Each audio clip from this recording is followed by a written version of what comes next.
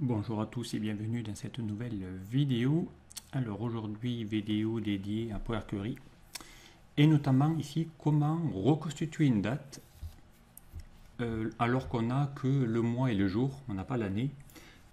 Comment avec Power Query recréer une date à partir que de deux infos d'une source. Exemple, prenons ici une source. Voilà, ici avec une petite table des clients. Et ici, on a effectivement des jours et en même temps des mois. Voilà, moi, je voudrais, avec cette colonne jour et mois, en faire une date.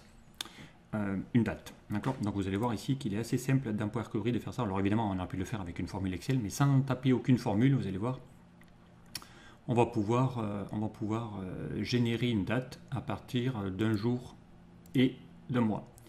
Pour ça, eh bien, on va déjà charger dans Power Query la source. Donc vous mettez dans une cellule, onglet données, à partir d'un tableau ou d'une plage, et vous allez lui demander d'aller charger la source. Okay. Et maintenant, donc on va lui demander d'aller combiner ici, générer une date. D'accord. On prend la colonne jour, mois, et on va dans l'onglet ajouter une colonne. Colonne à partir d'exemple. D'accord. Et on va lui dire à partir de la sélection. D'accord. Et là, vous allez voir, on va donc ici, il faudrait qu'on mette 3 que divise 10, c'est le mois, que divise 2021 si je veux l'année. Ok. Je vais cliquer en dessous. Là, il a mis, automatiquement, il a mis le 4 décembre 2021, le 6 novembre 2021. Voilà. Il a tapé, il a trouvé. Donc là, vous pouvez faire un contrôle entrée ou OK, peu importe. Voilà. Là, il vient de générer les dates automatiquement. Si ce n'est que ces dates-là, ce n'est pas des dates. Donc ici, on pourrait appeler par exemple date achat. On va renommer la colonne. Et pour transformer ça en vraie date, vous cliquez ici sur le petit icône ABC et vous allez lui demander de transformer ça en date et automatiquement, boum, il va les détecter en date. Et là, j'ai maintenant une date d'achat. Et les deux colonnes qui vous a servi de jour et de mois, vous pouvez les prendre. Vous pouvez faire un petit clic droit, supprimer les colonnes, vous n'en avez pas besoin et ça reste quand même une date. Voilà. Et ici, on pourrait ici par exemple lui glisser ça juste derrière les montants. Voilà. On l'a acheté avec ça. Et ici, on a effectivement une colonne de date. Une fois que vous avez fini, on va pouvoir récupérer cette source. Vous pouvez lui dire onglet accueil, fermer, charger dans.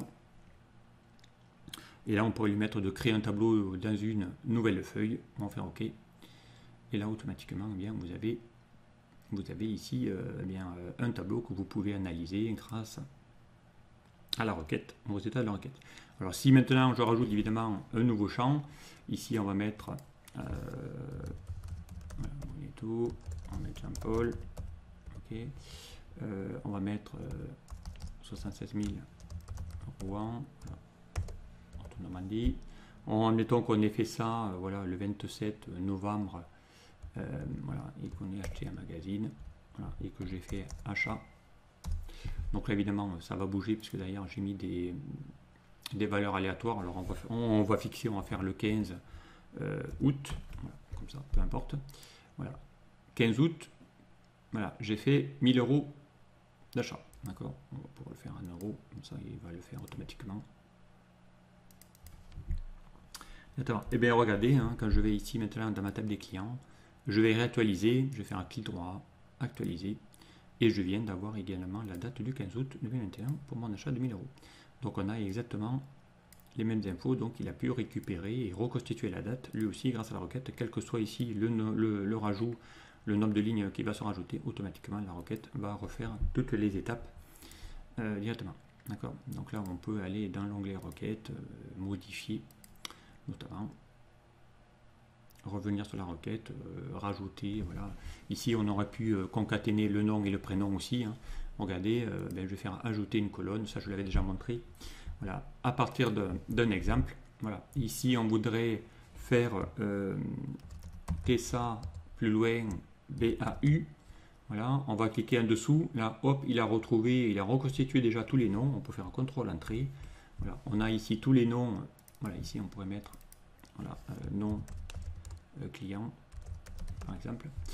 Et bien du coup on pourrait lui dire cette colonne là on va la mettre ici devant. D'accord. Et la colonne nom-prénom qu'on n'a pas besoin, eh bien on pourrait lui dire de supprimer les colonnes. Voilà, et comme ça on a ici une table, voilà. Et on revient ici dans l'onglet fermé et chargé, et ici, regardez, automatiquement, boum, il vient de refaire la modification. Donc on a bien ici qu'une seule colonne maintenant qui s'appelle nom, prénom. Voilà, il a supprimé les autres et il a fait directement. Donc l'avantage de Power Query, vous l'aurez compris, c'est que ça va s'adapter. On peut revenir dans la requête autant de fois qu'on le souhaite, la modifier directement. Et on pourrait ici voir ici le code complet qu'il a généré. Si on lance l'éditeur Power Query, ici vous avez le code qui a été généré pour cette requête. Voilà. Donc il faudrait qu'on renomme les étapes si vous souhaitez que ça soit un peu plus clair. Mais ici vous venez d'avoir ici, voilà, toutes les étapes qui ont été faites ont été faites automatiquement. Voilà. Donc sans passer par aucune formule. Allez, je m'en arrête là. Voilà, petite vidéo courte, mais sincèrement assez pratique. J'ai eu le cas il n'y a pas très longtemps pour un client. Donc voilà, dans sa source qu'il avait extraite, il n'avait que les mois et les jours. Et avec ça, on devait faire des analyses tableau croisé lamique via des dates. Et donc, il faut qu'on ait une date. Et donc, il a fallu que je reconstitue la date à partir du jour et du mois de l'année en cours. Voilà. Et ça, on peut le faire assez rapidement dans Power Query.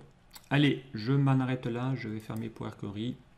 Voilà ici comment reconstituer une date avec uniquement le mois et le jour.